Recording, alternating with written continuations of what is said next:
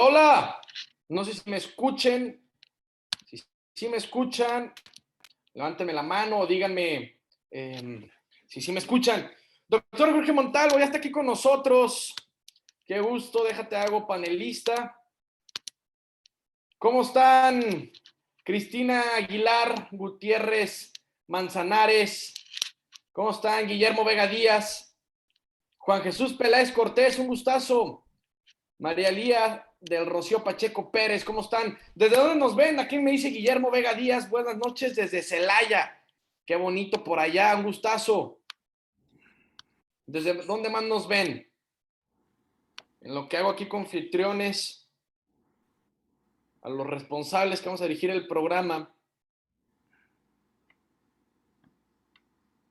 Doctor Jorge Montalvo, ¿le funciona el micrófono, cámara, todo? No, la cámara no. Tengo abierto micrófono, pero cámara no, Tony. Buenas tardes, perdón. A ver, inténtalo otra vez, ya me apareces como coanfitrión. Sí, ahí está ya. Listo, perfecto. Vamos a tener también a la doctora Rosalía Hernández, ¿verdad? Sí, Rosy está con nosotros también, apoyando como siempre, muy contenta y con todo el conocimiento y la expertise que tiene en este tipo de temas, ¿no? Que creo que es muy importante. Me encanta el tema de hoy, creo que es un tema por como creo que lo va a plantear el doctor José Juan. José Juan Quilantán. Creo que va a ser muy interesante por su formación, está su currículum y por su formación creo que nos va a hacer una presentación muy Va a ser un interesante. martes enriquecedor, doctor Jorge Montalvo, sin duda. Buenas Doctor José noches, Juan, ¿cómo Buenas estás? Qué noches. gusto saludarte. igualmente gusto en saludarlos y muchas gracias por la oportunidad. Espero que el tema que vamos a exponer hoy sea de su agrado y sea enriquecedor para todos. Correcto, mira, hoy vamos a cambiar un poquito la dinámica de presentación. Nomás quiero encontrar a la doctora Rossi. ¿Sabe, doctor Jorge Montalvo, si ya está? Porque no la encuentro. Déjame checar. Si no, dile que me levante la mano cuando entre para... Ah, ya la encontré, Rosalía Ya, Hernández. sí, ya está. Que es excelente mentora también, aporta demasiado. Creo que Claro. termina ganando mucho, los residentes de hoy, es mucho en demasiada... Oye, ¿me veo? No sé si me trabé. Sí, ya. Poquito. Se está pelando un Ya poquito la regresé, I'm imagen. back. Ahí está. Ahí está mejor. Mira, lo bueno que estamos en tiempo, denme un minuto, me voy a cambiar, yo creo que de lugar. Ah, mira, aquí está Rosalía Hernández. Rosalía, ¿nos Buenas escuchas? noches. Sí, sí les escucho. ¿Puedes activar tu cámara? Vamos haciendo aquí la prueba, al cabo estamos en tiempo. Que cree que está fallando un poquito, pero por audio estamos muy bien. Órale, perfecto. Pues bueno, vamos a arrancar. Estamos transmitiendo totalmente en vivo en Facebook también. Saludos a todos nuestros amigos de Facebook. Yo soy Tony Bachi, estaré conduciendo este programa de la mano, como todos los martes, del doctor Jorge Montalvo y con una invitada especial también como Rosalía Hernández. Ya, la tarde de hoy, el doctor José Juan Quilantán Cabrera. Doctor José Juan, de Se está antemano, cortando. no alcanzo a leer bien la semana. Tony, se está cortando ¿Me trabé otra vez? el audio, sí, se está cortando, entonces se oye como simplemente algunas partes de lo que dices. No sé si... A ver, ¿aquí me escuchan? Ahora sí te escucho muy bien. Ok, miren, voy a quitar mi cámara para no agarrar tanto internet y para ir arrancando, les voy a explicar la dinámica rápidamente, ¿ok? Nuestro doctor especial, el estrella, el que nos va a presentar, doctor José Juan, tendrá 30 minutos para exponer su tema. Al terminar, el doctor Jorge Montalvo complementará la charla de la mano de la doctora Rosalía Hernández. Pueden cuestionar a José Juan, lo pueden cuestionar para que estés preparado, José Juan, complementar algo que tengan que añadir. Posteriormente pasaremos con el mejor público que existe, que son ustedes los residentes, como María Elía del Rocío Pacheco, que nos saluda desde Tijuana, como Gutiérrez Manzanares, que nos saluda desde Nicaragua. Todos ustedes van a participar, háganos sus preguntas, manden saludos, comentarios. Yo, Tony Bachi, daré voz a todo lo que nos pongan en el chat. Los del Zoom lo pueden hacer a través de preguntas y respuestas, a través del chat. los del Facebook, ahí en el chat pueden poner lo que gusten, aquí les damos voz. Al cabo tenemos grandes doctores que nos pueden ayudar a resolverlo. José Juan Quilantán, me gustaría, tengo entendido que eres R5, ¿cierto? Así es. R5 Platícanos de de medicina dónde te materno-fetal. graduaste, dónde te estás desenvolviendo. No alcanzo a leer yo bien como para explicarlo y darte la presentación que te mereces, pero me gustaría que el público supiera de ti, dónde estás haciendo la especialidad, bueno, la residencia en el hospital, lo que estás haciendo. Cuéntanos. Sí, claro, gracias. Yo soy R5 de medicina materno-fetal. Mi nombre es José Juan Quilantán Cabrera. Soy originario de León, pero egresado de la Facultad de Medicina de la Universidad de Guadalajara, en el Centro Universitario de Ciencias de la Salud, y hice la especialidad en ginecología y obstetricia en el Hospital Civil Nuevo, Dr. Juan y Menchaca. La residencia actual en medicina materno-fetal también estoy desarrollando en esta institución. Tengo una educación aparte en ética de la investigación. En mi aval universitario de eso fue la Universidad Autónoma de Querétaro. Y estoy actualmente voy a empezar el segundo año de la maestría en ética y derecho con la Universidad de Barcelona. Aparte de eso, soy miembro del comité de la Asamblea Nacional de Médicos Residentes y el año pasado era el jefe de residentes del Hospital Nuevo de aquí de Guadalajara. Increíble, increíble currículum, José Juan. Esto me gusta que lo hayas comentado para que la gente sepa quién les va a exponer en la tarde-noche de hoy. Increíble, muchas felicidades por tu gran currículum. Finalmente, ahorita que mencionaste que eras jefe de residente, yo tengo un mensaje para todos ustedes, jefes de residentes. Si usted que me está escuchando es jefe de residentes y requiere una de las prácticas de Medical Legal Center para capacitar o para adiestramiento en temas médico-legales, no duden en contactarnos y solicitarla sin costo alguno al correo atención.mlc@gmail.com. Atención sin acento, .mlc@gmail.com, y con mucho gusto damos esta plática sin costo en este momento de pandemia. Sin más preámbulo, doctor José Juan, le otorgo micrófonos, cámara. Por favor, compártanos su pantalla para poder ver su presentación. Claro que sí. Nada, si me podrían indicar si se empezó a ver. Sí, perfecto. Y voy a invitar a la doctora Rosalía Hernández si puede apagar su micrófono, para que no vaya a haber ahí algún imprevisto. Adelante, doctor José Juan. Bueno, pues otra vez les agradezco por la oportunidad. Mi nombre es José Juan Quilantán, soy residente quinto año de la subespecialidad en medicina materno-fetal en el nuevo Hospital Civil de Guadalajara, doctor Juan y Menchaca.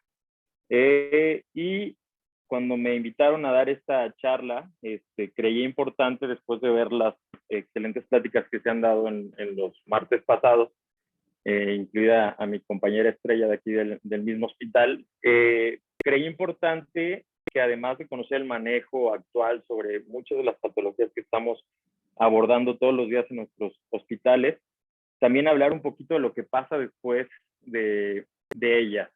¿Cuáles son las consecuencias a mediano y largo plazo de algunas de las patologías más importantes que se nos presentan todos los días? Y una de esas patologías es la preeclampsia. Entonces me voy a dedicar a hablar de esas consecuencias. Como hilo conductor, voy a utilizar este artículo que salió publicado en el 2016. Es un artículo de revisión, no está nuevo, pero se me hace muy bueno. Salió publicado en la revista de Early Human Development, la cual tiene un factor de impacto de 2.079. Y como les digo, es un artículo de revisión sobre el tema de preeclampsia, consecuencias a corto o largo término en las madres y en los neonatos. Es una revista que, aunque tiene, como ustedes ven, un factor de impacto muy importante, no está exenta de polémica. Una de ellas se dio a inicios de este año cuando en la revista de Retraction Watch salió esta noticia de cómo uno de los cardiólogos pediatras que publicaban esta revista había hecho varias publicaciones sobre la relación que tenía la clínica en la vida real con la serie de Star Trek, por lo cual la revista fue un poco criticada por el mismo distribuidor que es Elsevier. Sin embargo, eso no le quita mérito al artículo del que vamos a hablar o del que vamos a utilizar de base para desarrollar el tema. Entonces, no será como un dato cultural. Pues, como tal, mi presentación no es para hablar de diagnóstico y tratamiento de preeclampsia. Yo creo que la mayoría de los que estamos en este momento viendo la ponencia sabemos que la La preeclampsia es una de las enfermedades que más vemos todos los días, que diagnosticamos con mucha regularidad, casi todos los días la vemos.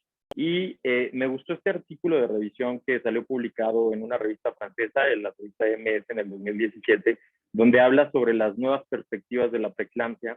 Y me gustó esta tabla que sale en la revista, en la cual hablaba de algo que yo considero cierto. Vivimos en un momento privilegiado en el cual tenemos mucha información sobre la enfermedad. Cada vez nos acercamos más a conocer el origen de la enfermedad. Tenemos unas teorías que sin duda nos están acercando a ello. Y sabemos que el tema de el sistema autoinmune y la relación que tiene el feto como un cuerpo extraño, pero que la madre soporta o resiste durante 9 meses, hace que haya ciertas patologías que tengan relación con este tema de inmunidad.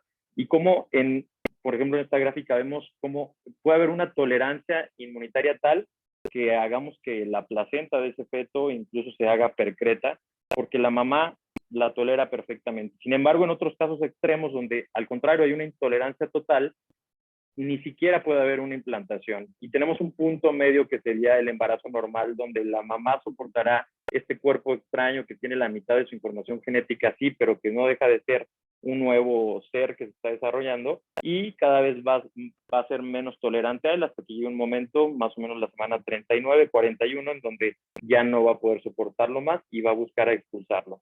Entonces, digamos que el punto medio sería el embarazo normal, y la preeclampsia está un poquito antes del punto medio, siendo una enfermedad en donde ya sabemos muy bien que los defectos en la placentación hacen que haya una serie de mecanismos sistémicos que compliquen y pongan en peligro la vida de la paciente.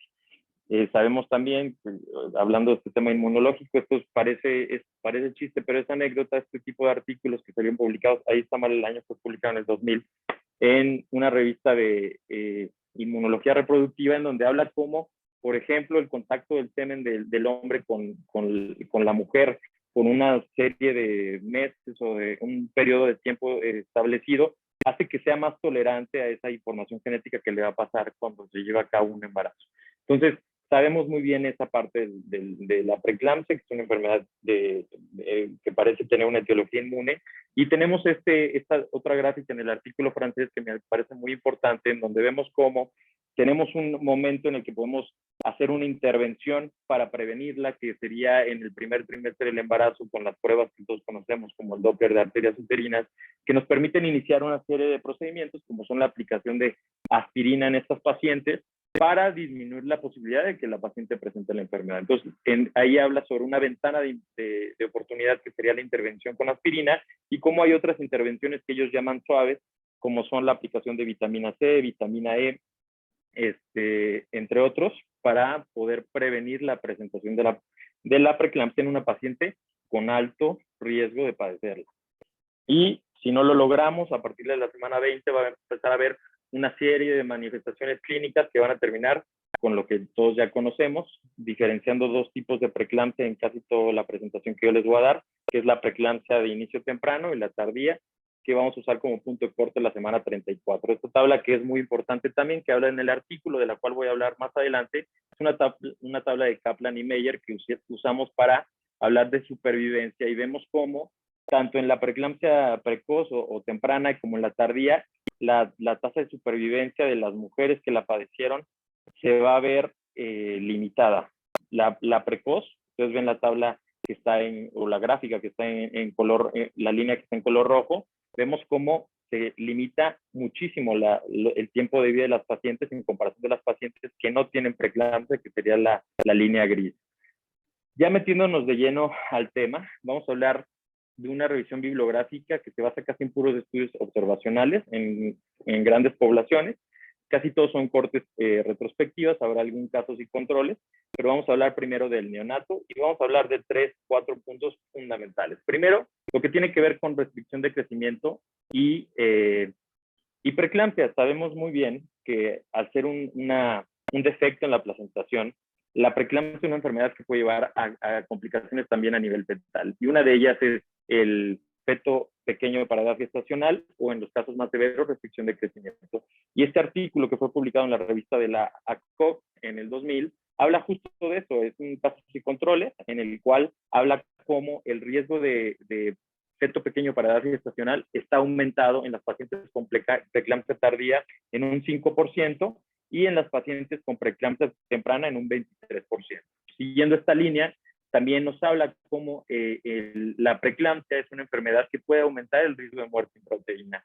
En este otro artículo que también se fue publicado en la revista de la COC, pero en este caso en el 2015, es un estudio observacional retrospectivo con 3.037 pacientes, se vio cómo el que la paciente tenga preeclampsia va a aumentar la posibilidad de que ese feto fallezca antes del parto.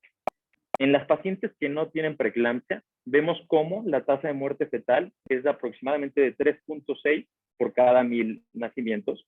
Y vemos cómo la tasa de muerte fetal con mujeres con preeclampsia se va a 5.2 por cada 1.000 nacimientos. Casi estamos hablando de que lo quiere duplicar. Y esta tabla que está en el mismo artículo, que es súper interesante e importante que tengamos en nuestro conocimiento, habla sobre el riesgo relativo. Depende la semana de presentación de la preeclampsia. Y nosotros podemos observar cómo empezamos en la semana 25. El riesgo relativo de que haya una muerte fetal a esta semana es de 69. Estamos hablando que tiene 68 veces más posibilidad de que fallezca ese bebé. Y ese riesgo relativo va a ir disminuyendo gradualmente hasta llegar a la semana 40, cuando, digamos, se estabiliza en un riesgo relativo de todos modos alto de 1.9. Siendo la semana 26 donde este artículo demuestra la mayor probabilidad de un fallecimiento del feto, que está con un RR de 86. Este otro artículo que es muy importante y es otro de los temas que quería tocar es el que tiene que ver con la prematurez y la preeclampsia. Y aquí es algo que muchas veces nosotros como estudiantes de medicina entendemos mal en los artículos y tiene que ver con las acciones que tiene que llevar a cabo el médico para hacer frente a una complicación. En este caso, la complicación es la preeclampsia y todo lo que la acompaña, y cómo el riesgo de que el bebé tenga que nacer antes de tiempo por acción del médico se ve aumentada. Vemos cómo usamos la palabra parto espontáneo y parto iatrogénico. Si nos vamos a este artículo, que es un caso y controles que salió publicado en esta revista que se llama Hipertensión y Embarazo, que fue publicado en el 2016 con un factor de impacto de 2.8, vemos cómo las pacientes que tienen preeclampsia por sí solas ya tienen un alto riesgo de tener un parto pretérmino. El riesgo de parto pretérmino espontáneo tiene un OR de 1.65. Y si ese le agregamos la acción del médico, o sea, un evento iatrogénico, ese RR o ese OR se va hasta 5.3. Entonces vemos cómo la posibilidad de que ese bebé nazca antes de tiempo es muy importante. Y para acabar con el feto, que también quería mencionar, es lo que tiene que ver con la posibilidad de que ese feto, hijo de una madre con preeclampsia, cuando esté en su adultez, tenga también riesgo cardiovascular aumentado. Y este artículo fue publicado en la revista de Stroke de la Academia Americana del Corazón. Es una corte retrospectiva, se fue publicada en el 2015, y este artículo es muy interesante porque nos habla de los riesgos aumentados que tiene el bebé en su vida adulta de desarrollar enfermedad cardiovascular. Dividen el estudio en 3 grupos principales, que es el grupo en el que la mamá solo tuvo hipertensión gestacional, el grupo que tuvo preeclampsia sin datos de severidad y el grupo que tiene preeclampsia con datos de severidad. Sin meterme a todos los datos, porque la presentación la pueden tener a su disposición con todo gusto si me mandan un correo. Vemos como, por ejemplo, el riesgo más aumentado que hay en esos bebés que son hijos de madre con hipertensión gestacional es el de un EBC isquémico, que es de un RR de 1.5. En los casos de preeclampsia sin datos de severidad, vemos como el EBC hemorrágico tiene un RR, una posibilidad de 3.2, es altísimo. Y si nos vamos a las pacientes con preeclampsia con datos de severidad, el riesgo de que tengan un EBC, en este caso isquémico, se va a 2.5. Entonces estamos hablando de que hay datos en estudios observacionales que nos hablan de que sí hay un aumento del riesgo en esos casos en los que las madres tienen preeclampsia o trastornos hipertensivos a largo plazo en los fetos a nivel cardiovascular. Y esto es lo que más quisiera hacer mención, porque es la que finalmente se va a ver más afectada en estas cuestiones y en la que quería centrar mi plática, aunque también el feto es importante, pero en este caso voy a ahondar un poquito más en las cuestiones de la madre, y son las consecuencias en la madre. Y vamos a empezar con algo que todos sabemos y que es parte incluso del seguimiento de una paciente que atendemos con preeclampsia, y es el riesgo de padecer hipertensión. Este artículo que fue publicado en el American Journal en el 2013 es una corte retrospectiva y hace mención a que es un seguimiento que hacen a un grupo de pacientes por 2.5 años, y menciona el artículo que el riesgo de padecer hipertensión después de un trastorno hipertensivo del embarazo es de 34%. Entonces estamos hablando que en un seguimiento de 2.5 años, la tercera parte de las pacientes que tuvieron un trastorno hipertensivo tendrán hipertensión arterial crónica. Es muy alto el porcentaje, 1 de cada 3. Y si nos vamos a síndrome metabólico, el riesgo también se ve aumentado, en este caso en un 25%. Lo que tiene que ver también con riesgo cardiovascular, este otro artículo que también es muy bueno, que salió publicado en la revista Hipertensión de la AJA, salió publicado en el 2015, otro estudio observacional retrospectivo, hizo un cálculo muy interesante. Puso como factores de riesgo el feto pequeño para edad gestacional, la prematurez y la preeclampsia. Y vamos a ver los resultados que tuvieron. Estos son los resultados que tuvieron. Si nos vamos a los riesgos en general, les voy a mencionar los que considero más importantes. Y primero me voy a meter ni siquiera una enfermedad cardiovascular. A diabetes. El riesgo relativo está aumentado en las pacientes que tuvieron preeclampsia. Una paciente que tuvo preeclampsia tiene un riesgo relativo de 3.6 de hacer diabetes tipo 2 en el futuro. Si a eso le agregamos un feto pequeño, un recién nacido pequeño para edad gestacional, ese riesgo se va a ir a 2.5. Y si aparte le agregamos prematurez, si el feto fue prematuro, el riesgo se va a ir a 6.5, con un riesgo acumulado de estos tres factores de riesgo de 3.2. Entonces vemos cómo es muy significativo los resultados que estamos teniendo. En todos los casos que les voy a exponer, las tres fueron significativas. Si nos vamos al riesgo de EBC, por ejemplo, vemos cómo esos fetos que tuvieron preeclampsia y aparte fueron pequeños para edad gestacional, tendrá la madre un RR de 2.1 para desarrollar en el futuro un EBC. Y si tiene los tres factores de riesgo que hablamos, que es preeclampsia, un feto pequeño para edad gestacional y aparte fue pretérmino, el riesgo acumulado será de 2.4. Entonces, riesgo aumentado. Si nos vamos a hipertensión, vemos como solo con el hecho de tener preeclampsia, el riesgo relativo será de 4.07. Si aparte le agregamos pretérmino, y eso es algo que quiero hacer mucha mención ahorita, veremos por qué, el riesgo se va a 8.7. El RR de que una madre haga hipertensión en el futuro después de haber tenido una preeclampsia y aparte haber tenido un feto prematuro, tendrá un RR de 8.72. Es altísimo. Si no, hablamos de eventos isquémicos, el riesgo de tener un evento isquémico después de una preeclampsia es de 1.82. Entonces, los riesgos en lo que tiene que ver con cardiovascular, vemos como sí son muy significativos. Y aquí, mencionándolo la prematurez, cada vez sabemos más sobre esto, aunque todavía no conocemos bien la etiología, y hago un paréntesis sobre el tema de preeclampsia, me voy a enfocar en lo de prematurez.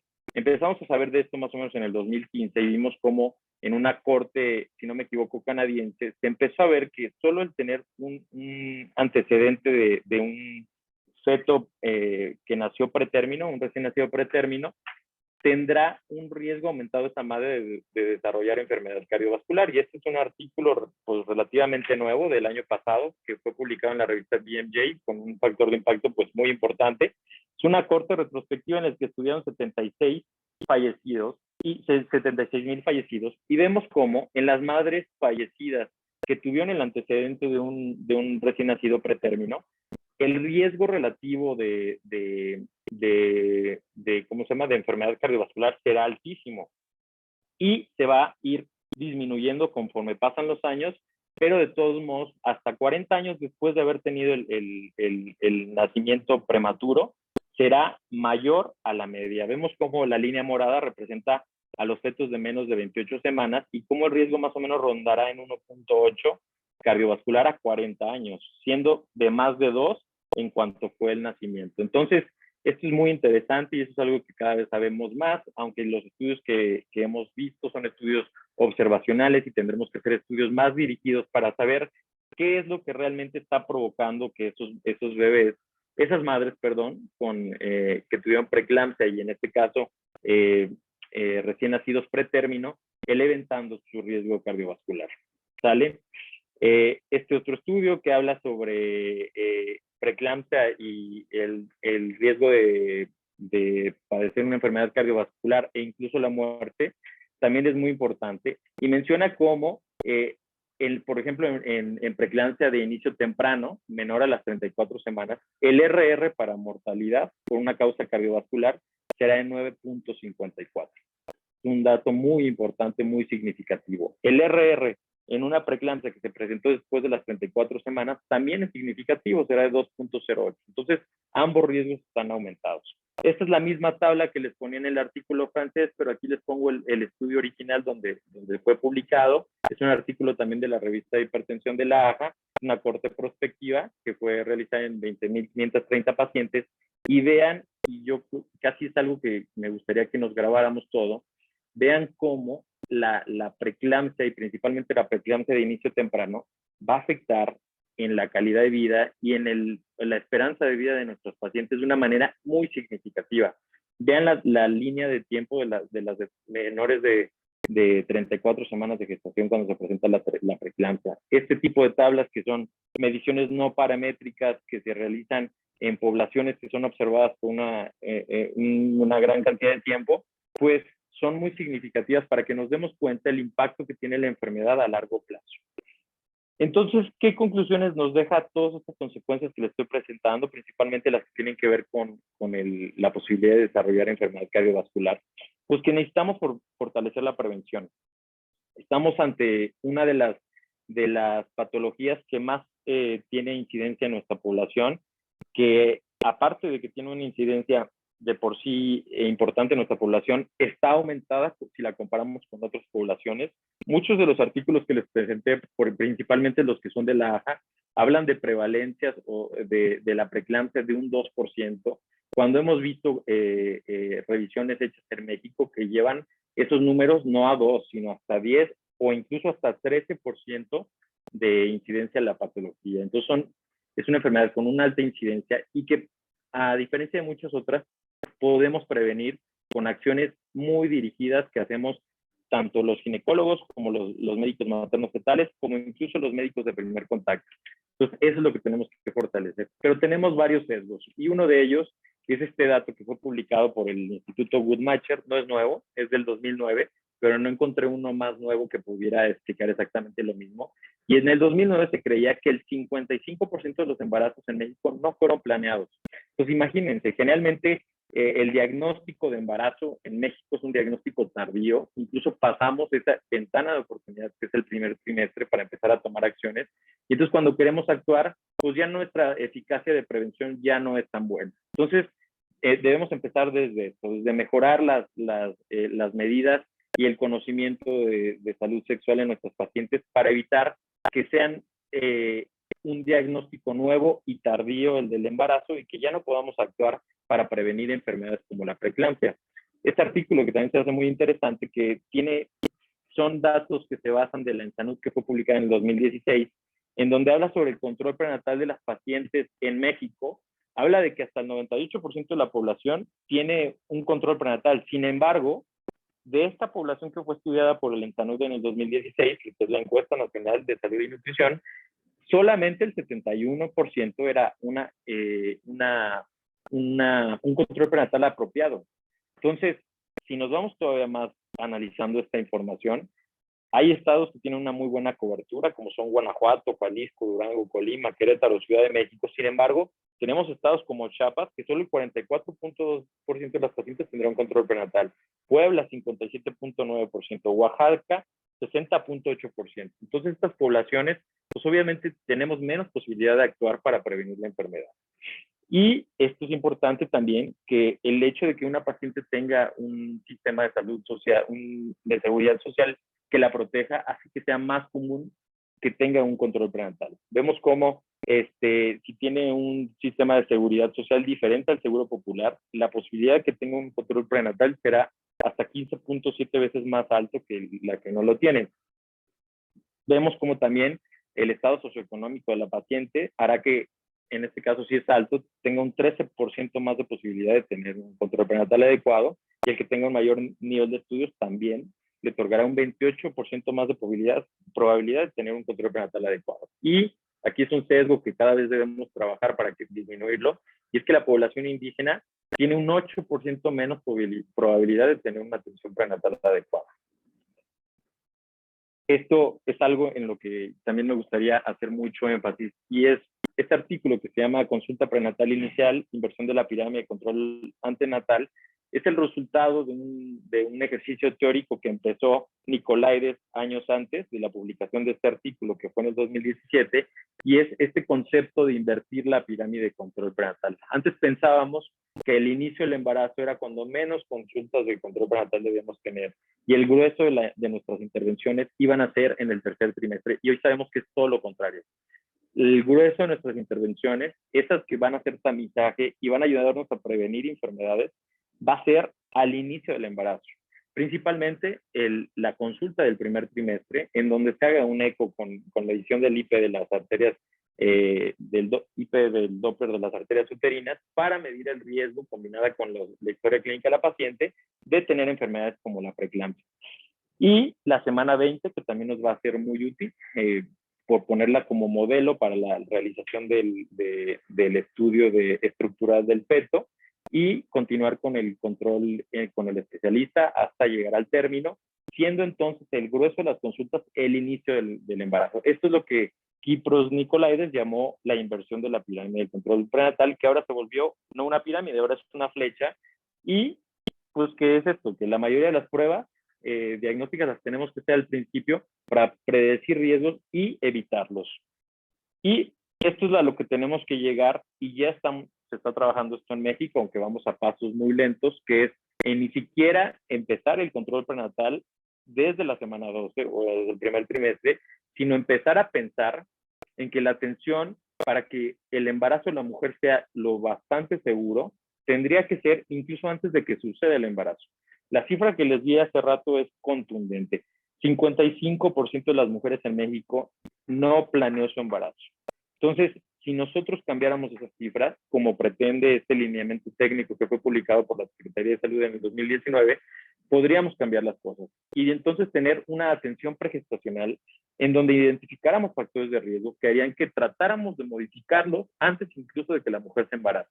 Y con ello lograr mejores resultados perinatales, mejor calidad de vida en las mujeres a largo plazo.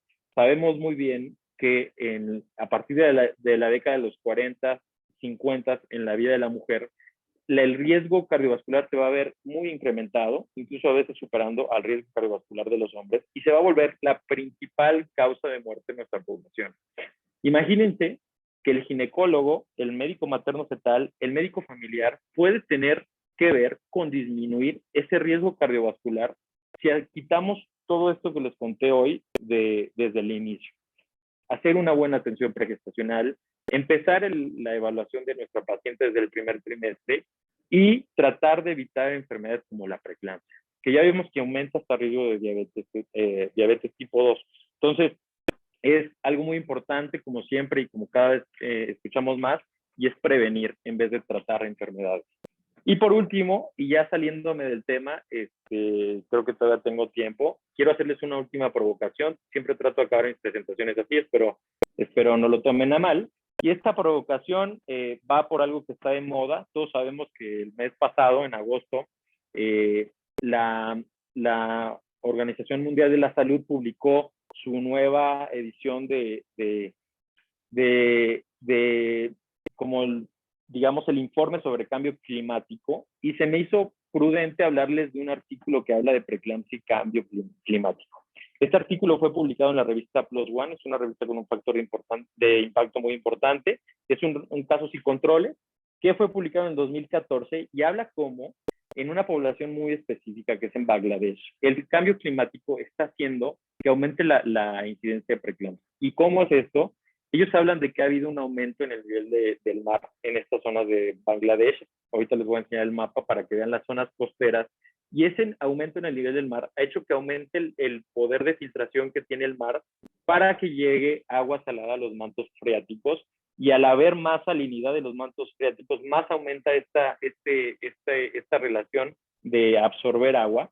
Y eso ha llevado a que la salinidad del agua que consumen mujeres de las costas sea más salada y aumenta con ello el riesgo de preeclampsia. No es la primera vez que habla de esto.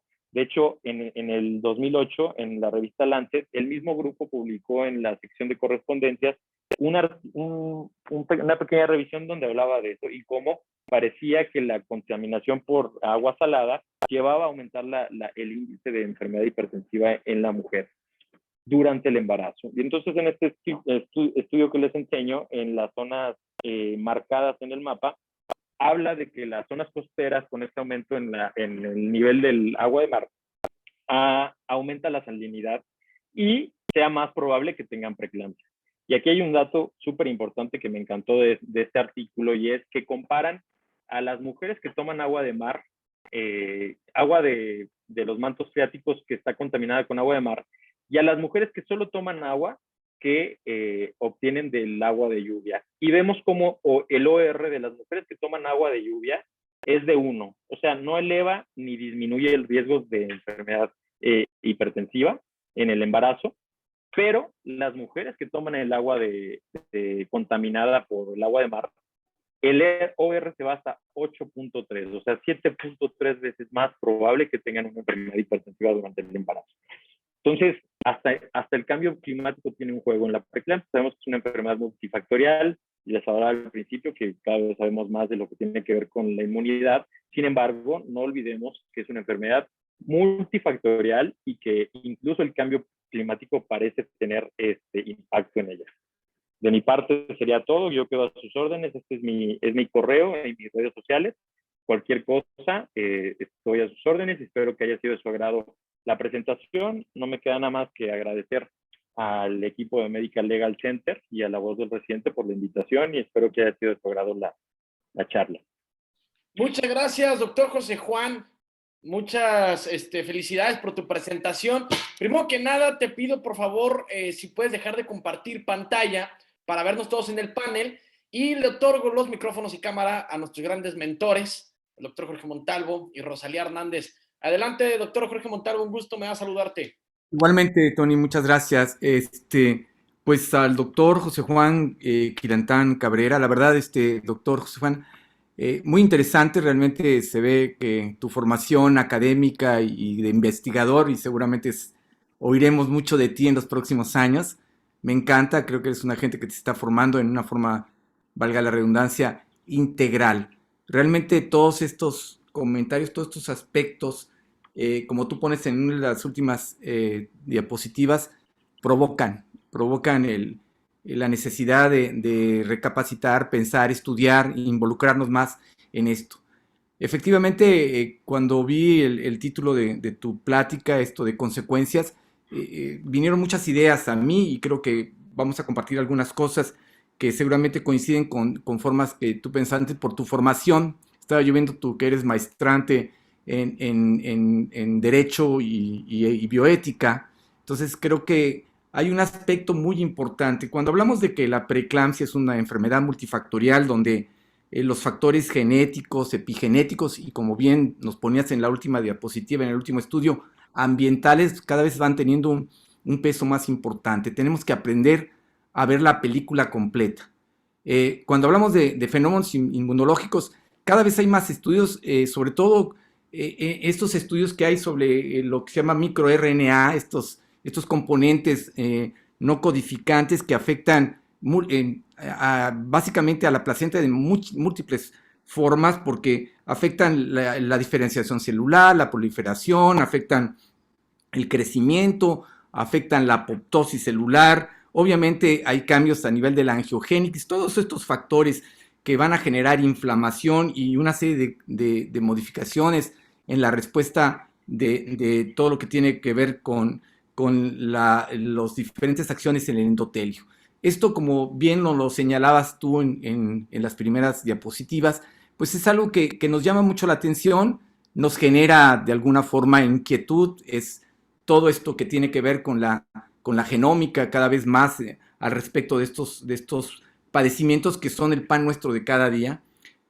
Un poquito velado por todo lo que hemos visto con COVID en los últimos 2 años, pero que obviamente no han desaparecido y que están presentes ahí como bomba de tiempo en muchas de nuestras pacientes. Todo esto que nos señalabas en relación a algo que ya con los pediatras desde hace años estamos platicando, todo lo que tiene que ver con esta programación celular fetal, ¿no? Todos estos cambios, cómo impacta la prematurez en relación no solo a la evolución del futuro de ese niño o de esa niña, sino también cómo afecta la dinámica, vamos, materno-fetal, es decir, cómo va a afectar a la madre, madres que van a tener una serie de patologías, como bien nos platicaste. Para no prolongar y oír un poco a la experta, sí creo que también una de las cosas que tocaste tú, que me parece muy, muy puntual, es tenemos que prevenir, tenemos que comenzar a pensar que tenemos que hacer acciones y tratar de identificar, como bien lo decías tú también, a las pacientes con factores de riesgo con efecto de realmente poder reducir el impacto que va a tener en la calidad de vida de la mujer y de su producto. Ya para terminar mi comentario, creo que insistir en algo que creo que es muy importante y como te decía, yo creo que vamos a coincidir en esto, es las consecuencias de la preeclampsia no quedan en lo físico. Hay que pensar que la preeclampsia es una enfermedad que afecta a la mujer tanto física como emocionalmente. Cada vez hay más estudios del impacto que tiene en la calidad de vida de las mujeres cuando la paciente comienza a desarrollar la preeclampsia y le dice, señora, usted tiene preeclampsia. La mayoría de los pacientes podrán ser muy ignorantes en muchos aspectos en relación al embarazo, pero cuando le dices que tiene posibilidad o tiene una preeclampsia, le cambias la vida. Y entonces tenemos que ver cómo esto impacta en la calidad y en la propia evolución del embarazo, porque va a generar una serie de cambios. Decíamos, la preeclampsia es un padecimiento multifactorial donde hay factores genéticos, pero estos factores epigenéticos y todo lo que viene con la carga emocional es un aspecto muy importante. Entonces, creo que es toral el hecho de que cuando hablamos de prevención tengamos que buscar la identificación temprana, como también ya tú señalabas, pero sobre todo también cómo le vamos a dar seguimiento, cómo le vamos a dar acompañamiento a esas pacientes, no solo en el seguimiento en relación a la enfermedad como tal, sino cómo impacta en su calidad de vida, es decir, cómo va a afectar esos derechos que tienen las pacientes, ese buen trato que las pacientes nos exigen, ustedes que están muchos de ustedes en las instituciones, donde la paciente puede entender que no tengan todos los recursos, pero no entiende por qué no la tratas bien y por qué en un momento dado el miedo, el temor de tener una enfermedad que se acompaña frecuentemente con resultados negativos para ellas y para sus bebés, ante la muerte misma, no las estemos siguiendo y de alguna forma tratando de apoyarlas. Y ya para terminar, lo que presentabas tú ahorita de Bangladesh, creo que es algo que tendríamos que todos comenzar a buscar. Dos cosas antes que se me olvide. Lo del artículo del doctor que metía ejemplos de Star Trek. Les quiero decir que mea culpa. Yo también, en mi formación, yo soy un fan, yo soy un fan de Star Trek. El doctor McCoy para mí era así como medio héroe, ¿no? Que agarraba un aparatito y escaneaba al paciente y decía, tiene una gripe venusiana, todo eso así. Realmente creo que en un momento dado, ahora que lo estamos viendo como parte de nuestro trabajo habitual, realmente a mí me sigue sorprendiendo la visión de estas cosas, ¿no? Pero bueno, lo que sí creo que es muy importante, tendríamos que esto que decías tú de Bangladesh, mucha gente conoce nada más Bangladesh porque hace ropa hecho en Bangladesh, pero realmente yo tuve la oportunidad de que en mi formación conviví con una gente de Bangladesh en Estados Unidos y entonces realmente es cuando vemos este tipo de información donde cosas tan simples como es el cambio climático impacta en la calidad y en el futuro de muchas mujeres y de sus hijos, creo que tendremos que ser mucho más sensibles. Ya, como decía yo, para terminar, este año el Día Mundial de la Mujer, el lema del Día de la Mujer era Choose to Challenge, es decir, escoge el cambio. Es decir, tenemos que comenzar a cambiar, tenemos que comenzar a pensar en todos estos aspectos como tú hoy nos presentaste y comenzar a tratar de ver realmente todos estos padecimientos de la manera integral. Es decir, tenemos que comenzar a innovar, tenemos que pensar cómo vamos a generar una medicina de calidad y entonces seguramente vamos a comenzar a tener un impacto real en la reducción de este tipo de padecimientos, porque finalmente es una obligación que tenemos, es un derecho de las mujeres y a las cuales tenemos que darles una respuesta puntual. Entonces, te felicito, realmente muy, muy, muy interesante. Creo que tienes un gran camino por delante y creo Gracias, que doctor. vamos a estar oyendo mucho de ti y me dará mucho gusto saber y decir, yo lo conocí cuando estaba iniciando el vuelo, ¿no? Me da mucho gusto, muchas felicidades. Y pues, Gracias, Rosario, doctor. tus comentarios, perdón. Hola, pues buenas noches. Primero que nada, muchas felicidades. La verdad es que es una exposición, una plática muy, muy completa y toca, como bien dice usted, doctor Montalvo, puntos medulares, puntos muy álgidos en cuanto a la atención prenatal y una de las patologías, nuestro coco en México, porque finalmente si quitamos el COVID de nuestro panorama de muertes maternas, la preeclampsia es el número 1 en cuanto a la morba y mortalidad de nuestros pacientes, ¿no? Entonces, creo que es sumamente importante asumir la responsabilidad de conocer esta patología y las consecuencias que puedan implicar.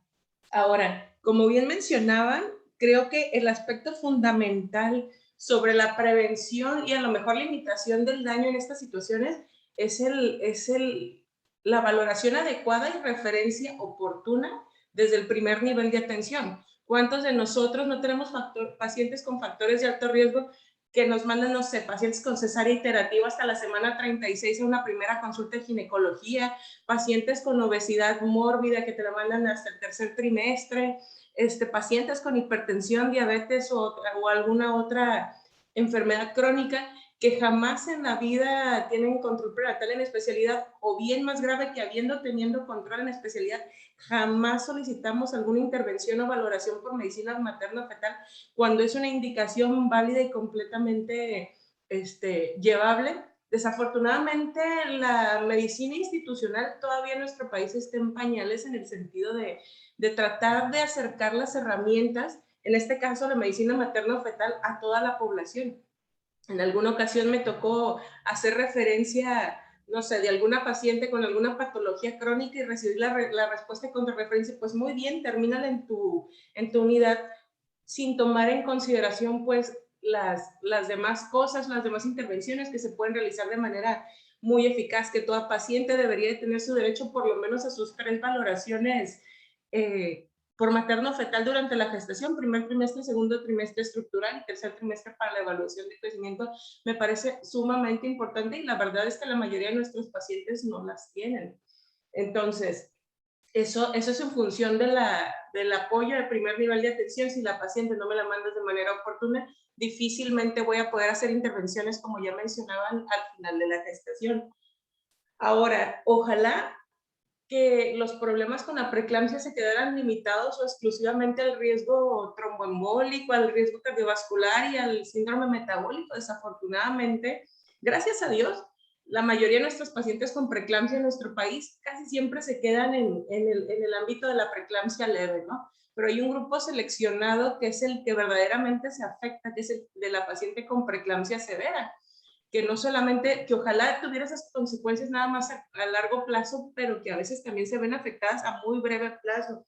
Recordemos que la preeclampsia severa pues tiene la posibilidad tanto de falla hematológica, falla hepática y en el peor de los casos falla renal. Y desafortunadamente por alguna situación hemos tenido un seguimiento adecuado de estos pacientes a posteriori. Tenemos muchos pacientes que desencadenan falla renal que de pronto tardamos en meterlas en terapia renal sustitutiva y posiblemente a largo plazo van a ser nuestros pacientes nefrópatas, que no solamente sea la diabética o la hipertensa que hizo falla renal en diálisis o hemodiálisis, sino probablemente nuestros pacientes con preeclampsia les condenemos eso a posteriori si nosotros no tenemos intervenciones eficaces, perdón.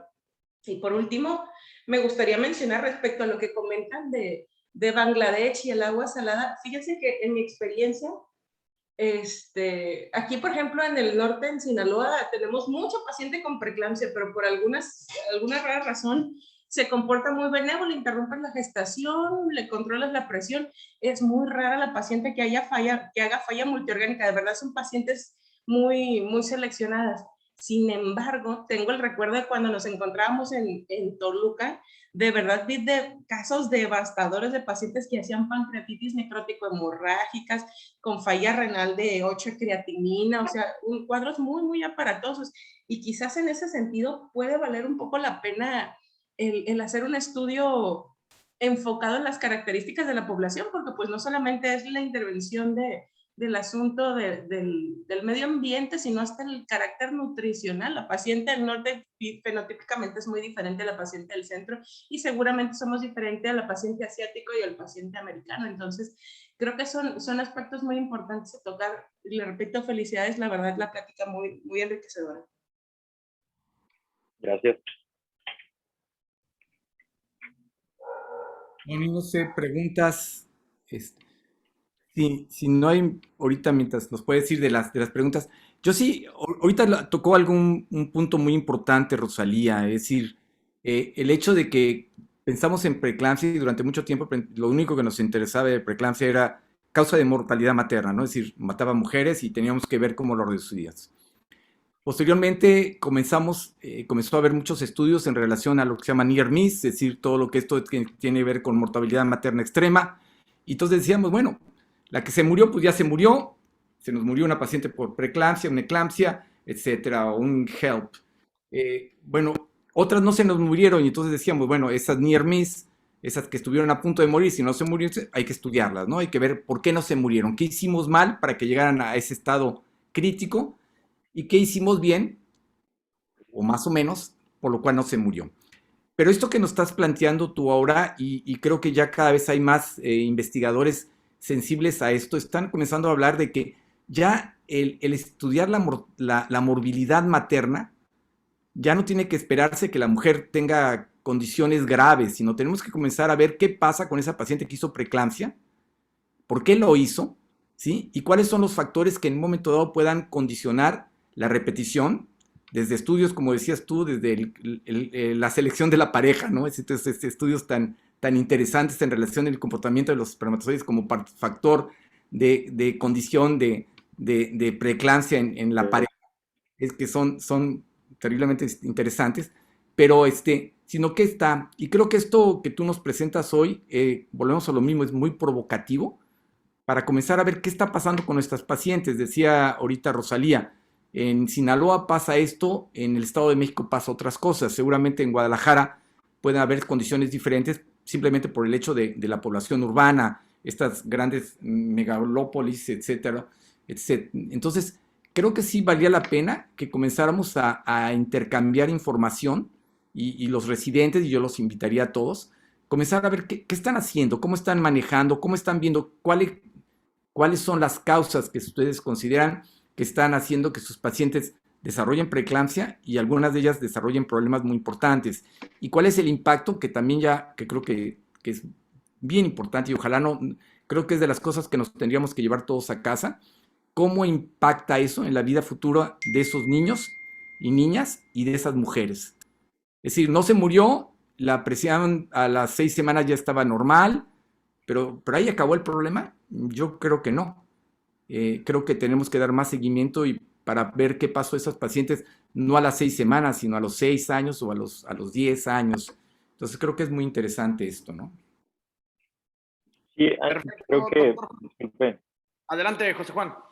Nada más quería mencionar que pues estamos en un momento privilegiado de la medicina, en donde los avances técnicos nos llevan no solo ya a hacer intervención sobre las patologías, que ya somos muy efectivos para hacer intervención, sino ya a pensar en la calidad de vida. O sea, ahora tenemos que pensar no solo en resolver y prevenir, sino en qué calidad de vida le vamos a dar a nuestros pacientes en 20, 30, 40 años, que eso es algo que es en lo que tenemos que trabajar a partir de ahora.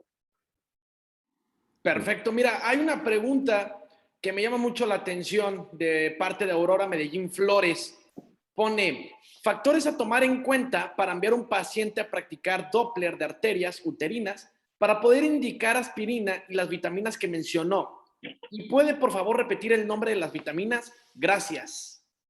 Claro, hay sobre las intervenciones, hay varias que han sido estudiadas. La verdad es que factores para llevar a una paciente a hacer un Doppler es que el hecho de estar embarazada es el factor. Toda paciente debería ser acreedora a 2 estudios, como decía la doctora Hernández, que yo coincido completamente con ella, que son el estudio de primer trimestre, que es importantísimo, que siempre todas sus pacientes deberían tener cuando el LCR del feto está entre 45 y 84 milímetros, debería ser acreedora a tener un primer trimestre, porque es donde podemos meter a una calculadora tanto lo que tiene que ver con los datos que nos está dando el ultrasonido, como su historia clínica para medir principalmente el riesgo de cromosomopatías, de preeclampsia y de parto pretérmino. Entonces, toda paciente embarazada debería tener un eco de primer trimestre que incluye el Doppler de arterias uterinas, de preferencia por vía vaginal. Y sobre las medidas intervenciones que podemos hacer, la más demostrada de estudios tan famosos y tan citados como es el ASPRE, a otros más viejos, que es por ejemplo uno que salió en el 2001 en la revista en el BMJ, que hablaba sobre el uso de medicamentos antiplaquetarios como opción para prevenir la preeclampsia. Sabemos que es el de elección, la aspirina. Ahora, hay otros, como son la vitamina C, la vitamina E, incluso los omegas, principalmente omega 3, que se comenta que son intervenciones suaves que pueden llegar a disminuir el riesgo en pacientes de alto riesgo, vaya la redundancia. Y hay otros que han estado estudiando, por ejemplo, las heparinas de bajo peso molecular, que parece que se va a dejar de seguir esa línea de investigación porque no ha habido muy buenos resultados. Pero entonces, toda paciente, respondiendo a la pregunta, toda paciente debería ser acreedora a un estudio de primer trimestre y de tener alto riesgo o incluso moderado, según alguna literatura, iniciar manejo con aspirina para prevenir preeclampsia, así como estas vitaminas y omegas que también son usados. Nada más, yo creo que algo que mencionaste tú, que creo que es importante señalar, José Juan, es la inversión de la pirámide del control prenatal. Creo que da pie a todo esto que acabas de mencionar y que en un momento dado ya está de alguna forma bastante bien regulado, ¿no? Y que creo que es una obligación de nosotros poner a disposición de todas las pacientes todas las herramientas para poder detectar en forma temprana este tipo de patologías. No importa si la paciente hay el recurso o no, nuestra obligación es sugerirlo e informarle. Y eso en función a tratar de prevenir, ¿no? Entonces creo que es bien importante. Correcto. Y los estudios básicos 12 y 20. Claro. Correcto. Hay otra pregunta que también me llama mucho la atención por parte de Gutiérrez Manzanares. Pone, ¿qué opina del uso de estatina como la pravastatina para la prevención de la preeclampsia? Y si el sodio funciona, según algunos estudios, como un factor de riesgo para preeclampsia. ¿Recomienda restricción de sodio durante el embarazo en mujeres con factores de riesgo para preeclampsia? Por último, en su hospital tienen una clínica para atención de pacientes que presentaron preeclampsia para darle seguimiento o las derivan a la atención primaria. Muchas gracias. ¿Respondo yo también? No sé si... Sí, adelante, José Juan, es para usted. Perfecto. Entonces, a ver, la primera pregunta que voy a responder, me voy a ir de atrás para adelante, es la última. Sí tenemos en el hospital, está la doctora Aimé, que se dedica, tiene una clínica que se llama Puerperio de Alto Riesgo, donde se siguen las pacientes más graves que tuvimos. Como tal, la indicación sería después de una preeclampsia, por ejemplo, sin datos de severidad o una hipertensión gestacional, no deberíamos de continuar en un hospital de tercer nivel, sino debería bajar al primer nivel de atención para hacer el seguimiento de la patología. Ya vimos en uno de los estudios que hablábamos que hasta 1 de cada 3 pacientes terminará con hipertensión arterial crónica. Entonces, lo importante aquí será que siga en contacto con un médico, que la vea regularmente para hacer el diagnóstico de hipertensión o de diabetes o de un síndrome metabólico en los próximos años para disminuir riesgos cardiovasculares. Entonces, esa es primera respuesta. Luego preguntó, la otra pregunta era, aquí la tengo yo también. Sí, la siguiente pregunta, aunada a la que acabamos de contestar, decía, en su hospital tienen una clínica para atención de pacientes Sí, que es allá. presentaron preeclampsia para darle No tiene seguimiento o las derivan a la atención a la primaria. dieta, la restricción de sodio. La restricción de sodio y el uso de estatinas.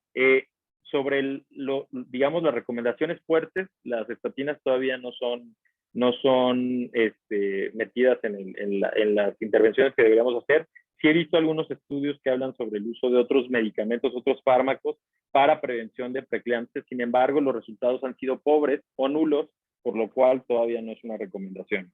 Y sobre la restricción de sodio, hay un estudio no es tan viejo en el cual se habla sobre esa medida y se ha visto que no es factible utilizarla como para prevención. Claro. Por eso hice mucho énfasis cuando hablé del caso Bangladesh, que es la enfermedad de la preeclampsia, al final de cuentas, los trastornos hipertensivos del embarazo son enfermedades multifactoriales. Y, por ejemplo, cuando doy esta clase a otros compañeros residentes o internos, siempre les hago mención de que es como el último empujoncito del embarazo para llevar a una paciente con factores de riesgo ya previos a desarrollar una enfermedad. O sea, el hecho de que el estudio de Bangladesh nos hable de que el aumento en las cantidades de sodio que consumen las pacientes aumenta el riesgo de que tengan trastornos hipertensivos del embarazo, habla como ya hay un daño endotelial crónico por el aumento del consumo de sodio, pero digamos, es un consumo histórico o de toda la vida de la paciente y no como una medida de acción inmediata. Por ejemplo, cuando hablamos de la atención pregestacional o preconcepcional más bien, identificamos factores de riesgo, por ejemplo, la obesidad, y esta podemos modificarla de una manera importante antes de que sea el embarazo. Sin embargo, la restricción de sodio no ha sido una de esas, intervenciones que han demostrado una efectividad en la prevención de preeclampsia. Solo funciona como factor de riesgo. Sí, totalmente de acuerdo. Esto tiene base en algo que tú a un paciente que está sano le dices que consuma sodio de manera razonable, pero vamos, no se lo quitas. El sodio es importante para el funcionamiento del organismo. Igual sucede con la embarazada. Cuando la embarazada comienza a tener una patología, entonces sí, comenzamos a desarrollar una hipertensión, es una paciente que comienza a tener patología, yo estoy de acuerdo, hay que restringirlo de alguna forma, como lo haríamos con cualquier otra paciente hipertensa en un momento dado. No ha tenido un impacto, definitivamente. Al final del embarazo se piensa más que, obviamente, por la misma enfermedad o por un momento dado como factores de retención de líquidos, etcétera, pero realmente no tiene un impacto suficientemente importante como para decir es que nos va a ayudar a prevenir la enfermedad. Respecto a lo de las estatinas, hay muchos estudios ya acerca de las estatinas. Acuérdense que durante el embarazo se produce un efecto dislipidémico en la paciente, aumenta el colesterol, aumenta los triglicéridos, todo esto. Entonces en función a esto. La verdad es que no se ha avanzado mucho porque no hay una seguridad, primero que nada, del uso de estas sustancias para el producto. Y la verdad es que todavía los estudios que hay, como bien decía el doctor José Juan, no han mostrado un impacto importante. Hay gente que lo defiende mucho, que piensa que puede ser una línea de investigación que a futuro realmente ayude al control como un factor más de prevención de todos estos factores de todos estos cambios múltiples que suponemos condicionan el estado de hipertensivo gestacional y la preeclampsia. Pero volvemos a lo mismo, hasta ahorita no es algo que se pueda recomendar como una medida de prevención efectiva en relación a la preeclampsia, ¿no? Perfecto. Ya por la hora, estamos a 1 minuto de las 9. Me gustaría pasar a las conclusiones, empezando por Rosalía Hernández. Pasamos después con Jorge Montalvo y terminamos con el doctor José Juan. Adelante, Rosalía Hernández, conclusiones. Conclusiones, pues yo creo que ya con todo lo anteriormente mencionado tenemos que apostarle una reforma en cuanto al seguimiento, a la prevención, seguimiento y seguimiento posterior de las pacientes. Si bien ya ganamos uno de los partidos en cuanto a la tríada letal o tetraletal de la muerte materna en nuestro país, que es la hemorragia obstétrica, tenemos que apostarle a enriquecer las capacitaciones para prevención y seguimiento y manejo oportuno de las pacientes con preeclampsia, teniendo también pues la deuda pendiente con las pacientes con sepsis y con COVID, que también son una población muy importante. Entonces tenemos que apostarle a eso, tenemos que apostarle a la capacitación y al seguimiento oportuno de las pacientes. Sí, yo coincido totalmente con Rosalía. Esto tiene que cambiar, volvemos a lo mismo, tenemos que, como decía yo, tenemos que enfrentar el reto que significa esta patología y todo lo que tiene que ver con los diferentes factores que pueden poner en peligro la vida de una mujer durante su embarazo y la de su bebé. Entonces creo que esto es importante y empieza desde nuestra propia manera de pensar en relación a tratar de identificar, a dedicarles tiempo y realmente comenzar a educar a las pacientes y a todos, a todo el grupo médico, ¿no?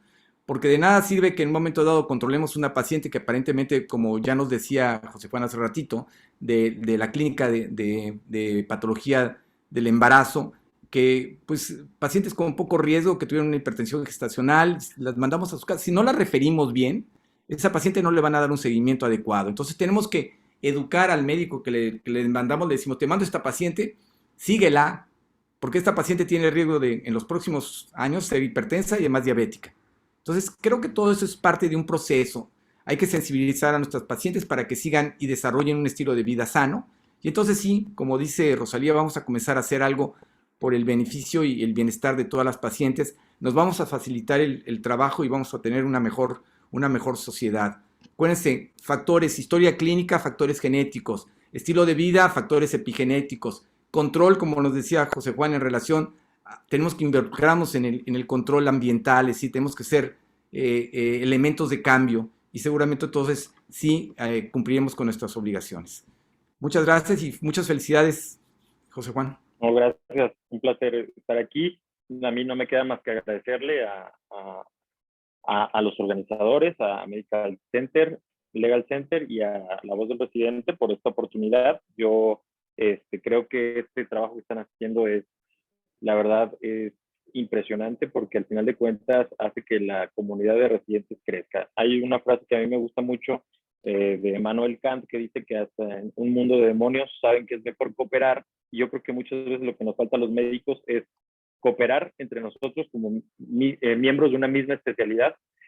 Y luego está el otro reto de hacer multidisciplinarios, porque este tema también incluye otras especialidades. Entonces, este trabajo que están haciendo, este involucramiento de tantas especialidades y haciendo que crezca una red es muy positivo y pues espero que siga creciendo y pues estoy a sus órdenes. Muchas gracias. Muchas gracias, José Juan. Muchas gracias, doctor Jorge Montalvo, como todos los martes aquí acompañándonos. Doctora Rosalía Hernández. Sería todo por hoy. Ya nos pasamos 3 minutitos, pero creo que valieron la pena. La gente creo que tuvo demasiado conocimiento. Un par de comentarios que me gustaría leer por parte de Gustavo Herrera. Mandan felicitar al doctor José Juan Quilantán. Excelente presentación. Saludos desde Morelia, Michoacán. María Elía del Rocío Pacheco. Felicidades, excelente ponencia. Y coincido con ellos, doctor José Juan. Muchas gracias por estar aquí con nosotros. Gracias. Por la exposición. Y pues bueno, señoras y señores, nos vemos el próximo martes. Recuerden que al compartir aprendemos todos juntos. Anímense a formar parte de la familia de La Voz del Residente. Sería todo. Doctor Jorge Montalvo, ¿algo Muchas más? Gracias. Nada más, simplemente retomando lo que acaba de decir José Juan, el conocimiento que no se comparte no sirve. Tenemos que comenzar a aprender a que la información que tenemos, a veces nuestros pacientes decimos que yo no tengo tantas pacientes como para poder hacer un estudio, entonces, pero si compartimos nuestras experiencias, compartimos nuestros conocimientos y compartimos los resultados que estamos teniendo con nuestros pacientes, vamos a juntar muchísima información con otras especialidades, con nuestra propia especialidad y seguramente vamos a poder generar elementos, criterios para cambiar todo esto. Entonces, yo sí quiero que, invitar a todos los residentes que nos están escuchando. Creo que es una oportunidad muy padre. Estamos oyendo a los futuros maestros de la ginecología en nuestro país y creo que José Juan es un buen ejemplo de esto. Anímense, platíquenos qué están haciendo, qué les gusta de la especialidad, pero sobre todo qué pueden generar para hacer de que la atención de nuestras mujeres y de nuestros niños sea cada vez mejor, ofrecerles un mejor futuro. Entonces, Esta es una plataforma abierta, todas las voces son bienvenidas y creo que todos aprendemos, como dice Tony, a la hora de compartir pues todas las experiencias y conocimientos que podemos ir adquiriendo. Muchas gracias. Gracias, saludos. Muchas gracias, buenas noches a todos. Gracias. Excelente semana a Buenas noches. todos. Igualmente, cuídense. ¡Viva México! Y viva México, eso sí. Dale, saludos, nos vemos el próximo martes, residentes, aquí los esperamos con muchísimo gusto. Gracias. Rosalía, muchas gracias. Buenas noches. Buenas noches.